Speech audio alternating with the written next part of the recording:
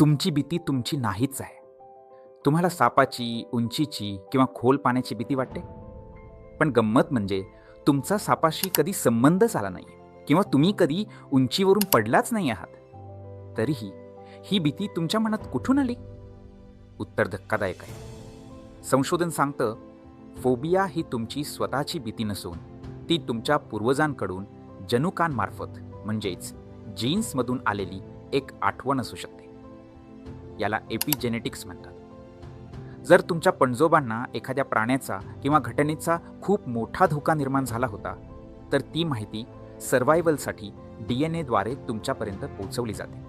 म्हणजेच तुम्हाला जी भीती वाटतेय ती खरं तर तुमच्या पूर्वजांचा अनुभव आहे, जो तुम्हाला सावध करतो.